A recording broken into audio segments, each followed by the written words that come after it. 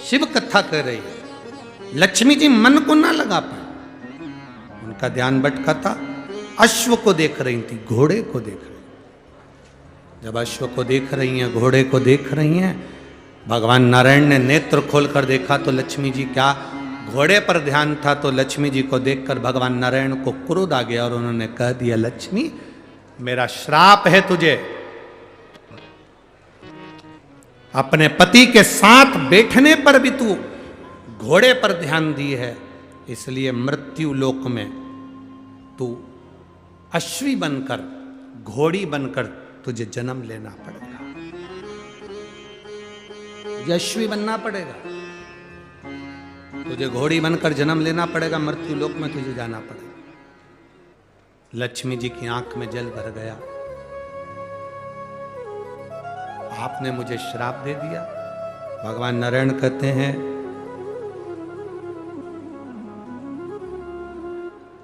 पति के साथ में होने पर, पति जब बोल रहा है, बात कर रहा है, धर्म पत्नी जब बात कर रही है, उसमें तुम्हारा ध्यान भटकना नहीं चाहिए। शिव महापुराण एक बड़ी सुंदर बात कहती है, जब तुम्हारे घर में कोई अतिथि आए, तुम्हारे घर में कोई मेहमान आए, तुम टीवी पर, मोबाइल पर कथा सुन रहे हो तो टीवी मोबाइल चलने दो। यदि तुम्हारे घर में कोई अतिथि आए, मेहमान आए और तुम टीवी पर, मोबाइल पर कोई एडवर्टाइज देख रहे हो, कोई सीरियल देख रहे हो, कोई नाटक देख रहे हो, कोई न्यूज़ सुन रहे हो, तो भले टीवी बंद कर दो और अतिथि का आदर करो, सम्मान करो। हम गलती क्या करते हैं, अतिथि आता है, टीवी चलती रहती है और आप उस टीवी में अपना मन लगा कर रखते हो और अतिथि का आदर नहीं कर पाते, सम्मान नहीं कर पाते। उस समय पर तुम्हारा ध्यान उस अतिथि में होना चाहिए। लक्ष्मी तुमने गलती करी, जब पति के साथ बैठी हो, पति के साथ रह रही हो, पति के साथ बात कर रही हो और तुम्हारा ध्यान इस अश्व में चले गया, इस घोड़े में चले गया, मैं तुम्हें श्राप देता हूं, पृथ्वी पर तुम्हें अश्वी बनकर जन्म लेना पड़ेगा, घोड़ी बनकर जन्म लेना पड़ेगा। लक्ष्मी जी हाथ जोड़कर पति के चरणों में नमन करने लगी, आप मुझे क्षमा करो। नारायण कहते हैं तुम्हें जाना पड़ेगा और आज का दिन तुम मृत्यु लोक में जाओगी, पर कल तुम्हें अश्वी बनकर जन्म लेना ही है। लक्ष्मी जी उसी समय पर बैकुंठ से, स्वर्ग से पृथ्वी पर आ गई। जब पृथ्वी पर लक्ष्मी जी आई, लक्ष्मी जी ने देखा, जैसे पृथ्वी पर आकर लक्ष्मी जी देख रही कि बहुत घोर अंधेरा है, भयंकर अंधेरा।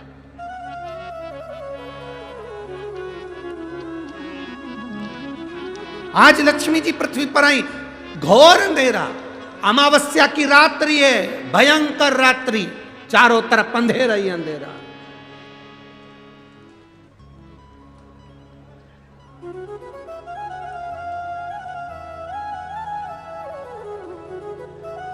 लक्ष्मी जी पृथ्वी पर आते से मृत्यु लोक में जब भ्रमण करने लगी, और भ्रमण करते करते लक्ष्मी जी ने विचार करा, मैं कहां जाऊं, एक रात्रि की बात है, आज मैं इस अंधेरे में कहां जाऊंगी, रात्रि का समय था। लक्ष्मी जी भ्रमण करती हुई चारों तरफ देख रही थी, सबके दरवाजे बंद थे, सबकी खिड़कियां बंद थी, सबका द्वार बंद था, कहीं लक्ष्मी जी को जाने की जगह नहीं मिली। एक दरवाजा खुला था और वहां पर एक मिट्टी का दिया जिसमें से प्रकाश टिमटिमा रहा था। लक्ष्मी जी उस घर के अंदर प्रवेश करी। एक बूढ़ी माँ बैठी कपड़े को सिल रही थी। बूढ़ी माँ वस्त्र बना रही थी।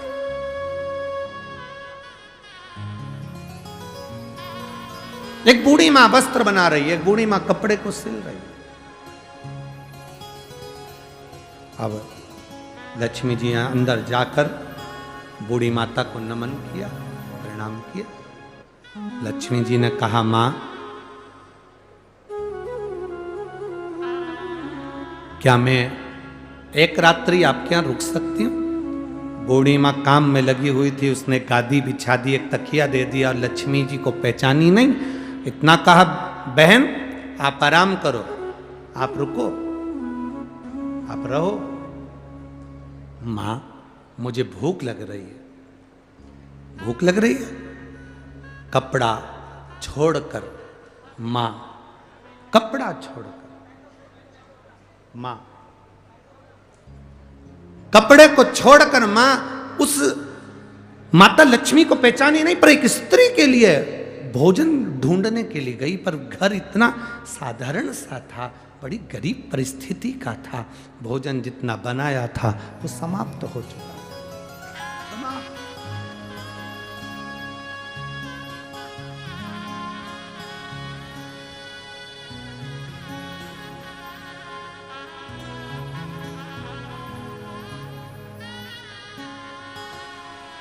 हम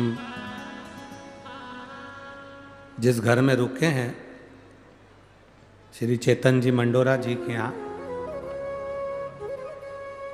आज हमको बड़ी प्रसन्नता हुई। सुबह का समय था, हम सुबह मॉर्निंग वॉक कर रहे थे। सुबह के समय पर जब घूम रहे थे नीचे, बाहर तो हम मॉर्निंग वॉक करने जाते नहीं हैं, क्योंकि जाते हैं तो लोग गाड़ी में बिठा के वापस घर छोड़ जाते हैं। तो हम वहीं पर सुबह के समय घूम रहे थे। इतने में चेतन मंडोरा जी की माता जी वहाँ आई और उन्होंने कहा, गुरुजी गाय को रोटी। हमने कहा लाओ हम देते। गौ माता को जब रोटी दी तो रोटी गरम थी। हमारी आंख में जल भर गया। लोग इतनी सुबह 5:30 बजे, 5:30 पौने 6 बजे इतनी सुबह लोग गाय को रोटी अगर देते हैं तो दूसरे दिन की कल की बची हुई बासी देते हैं। पर धन्य है ऐसी माँ जो गाय के लिए रोटी लेकर आई थी तो ताजी। धन्य है, साधु था आप, बहुत बहुत साधु था। उसके लिए धन्यवाद आप। ताजी रोटी गौ माता को देना। हम मन में सोचे कि यही भाव, ये संस्कार बच्चों में होना चाहिए, ये भाव होना चाहिए। कुछ अच्छा लगता है आपके नगर में, आपके गांव में, आपके क्षेत्र में, तो हम कहने में पीछे नहीं हटते, और जो बुरा लगता है उसको अगली कथा में कह देते। यहीं की यहीं नहीं कहते।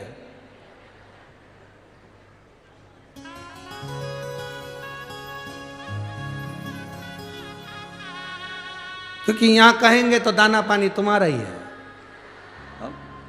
तो जो बुरा लगे उसको तो अगली कथा में बोल दे, जो अच्छा लगे वो बोल दो, जो प्रेम है।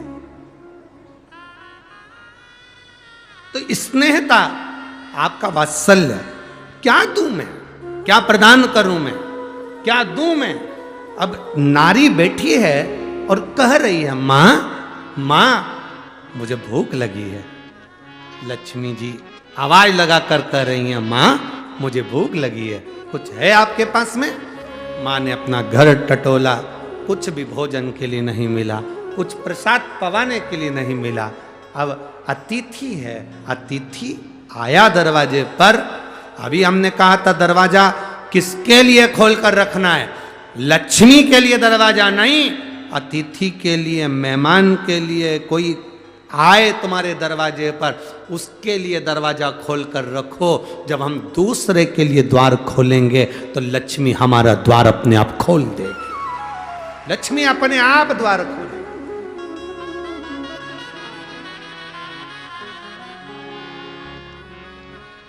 मां भूख लगी है मुझे। इतने में बूढ़ी मां ने कपड़ा फेंका, वस्त्र बनाने वाला कपड़ा बूढ़ी मां ने जमीन पर डाला और कहती है, रुक जा बेटा, मैं अभी अंदर से आती हूं, भोजन देखती हूं। भोजन देखा, डब्बे में भोजन नहीं था, कुछ सामग्री नहीं थी। भोजन होता, कुछ सामान होता तो बना देती, पर ये तो रोज कपड़ा सिलती है, कपड़ा बनाती है, बेचती है, धन आता है, कपड़ा बेचकर जो पैसा मिलता है उसको आनंद में धारण कर लेती है।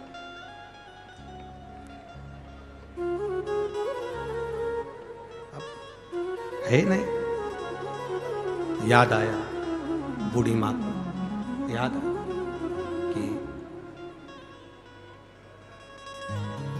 जब मेरा विवाह हुआ था, बूढ़ी माँ की शादी, और बूढ़ी की उम्र है 75 वर्ष की, और शादी की उम्र का ध्यान स्मरण आया कि मेरे पास कुछ नहीं, पर मेरी जब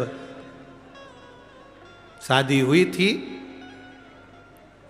पूजन अभिषेक जब किया गया था, मेरे पिताजी के पास में देने के लिए कुछ भी नहीं था। उन्होंने अपने एक वृक्ष में से शहद मधु को लाकर मुझे दे दिया था। वो मधु का डब्बा मेरे पास में रखा हुआ, शहद का डब्बा मेरे पास रखा हुआ, शहद का डब्बा, मधु का डब्बा मेरे पास।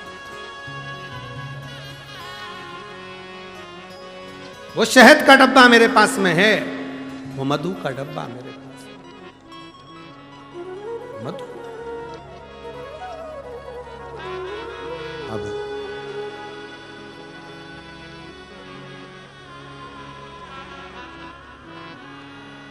कोई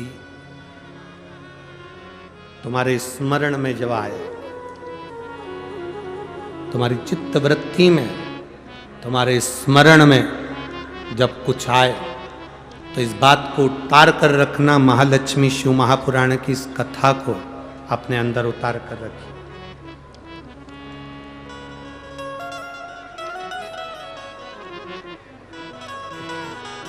राम सिंह तो लिख कर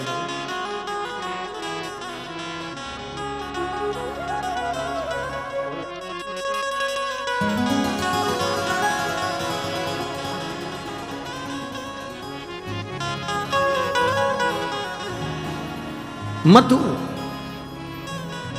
अब 75 वर्ष की मां, 75 वर्ष की बूढ़ी मां, और 75 वर्ष की बूढ़ी मां, और उसके विवाह में जो पिता ने शहद दिया था, मधु दिया था, 75 वर्ष की।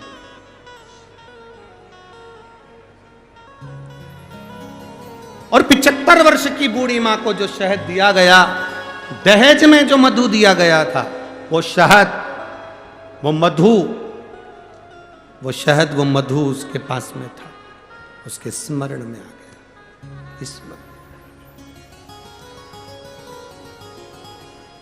और उसके स्मरण में आया कि जो मधु है मेरे पास में, मुझे देना चाहिए, परंतु वो डब्बा जिसमें मधु भरा हुआ था, जिसमें शहद भरा हुआ था, वो डब्बा ढूंढा जा रहा। वो मधु का डब्बा, वो शहद का डब्बा ढूंढा जा रहा। और मधु का डब्बा जब ढूंढने के लिए बूढ़ी मां लगी, दरवाजे पर जो दीप लगा हुआ था प्रकाश के लिए, वो दीप को उठाकर लेकर आई। अपने द्वार पर आए हुए अतिथि का आदर, सम्मान, सत्कार कैसा होना चाहिए, ये शिव महापुराण की कथा कह रहे। आपके द्वार पर आया हुआ अतिथि, उसका आदर, उसका सम्मान, उसका सत्कार कैसा होना चाहिए, ये शिव पुराण बता रहे।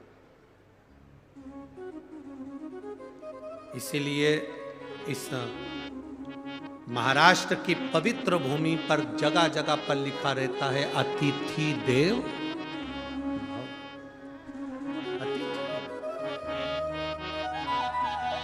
ये महाराष्ट्र की पवित्र भूमि पर जहां तुम जाओ महाराष्ट्र के अंदर, जगह जगह पर लिखा मिल जाएगा, अतिथि देवो।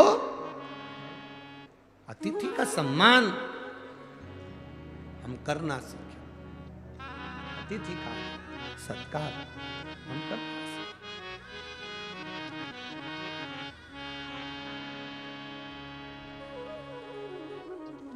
देखा मधु का डब्बा,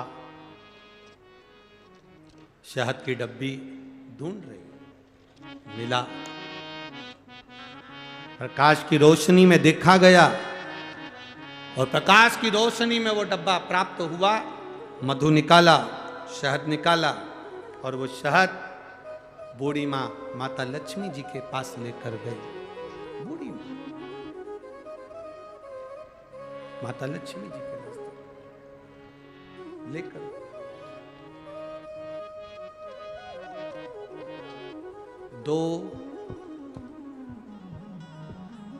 33 कोटि देवी देवता में 2 देवता ऐसे हैं जिनको मधु शहद प्रिय है, और उस मधु शहद की प्रियता में वो अपने पास का जितना वैभव होता है वो प्रदान कर देते हैं। 2 देव, एक देवाधिदेव महादेव, 33 कोटि देवी देवता में एक देव ऐसे हैं जिनको महा संबोधन से संबोधित किया गया। कौन है वो? जम के बोलो जरा। महादेव, जिनको महासंबोधन से संबोधित किया गया, संबोधित किया। और 33 कोटि देवताओं की जो धर्म पत्नियां हैं, देवियां, उन देवियों में केवल एक देवी है जिस देवी के नाम के आगे महा का संबोधन लगाया गया, वो केवल एक लक्ष्मी है जिसे महालक्ष्मी कहा गया। महासंबोधन, एक महादेव है और दूसरी महालक्ष्मी। बाकी के किसी देवी के आगे महा का संबोधन नहीं दिया गया। महालक्ष्मी का संबोधन त्रिदेवी में, पार्वती मैया हो, सरस्वती मैया हो, उसमें महालक्ष्मी का संबोधन, महासंबोधन लक्ष्मी के आगे आया। और त्रिदेव में महासंबोधन देवाधिदेव महादेव के सामने आया। इसलिए इन एक महादेव और एक महालक्ष्मी, ये 2 देवता ऐसे हैं, एक देवता एक देवी ऐसी हैं जिन पर मधु का प्रयोग सुख प्रदान करता। अब दुनिया के लोगों ने कहा गुरु जी आप एक बात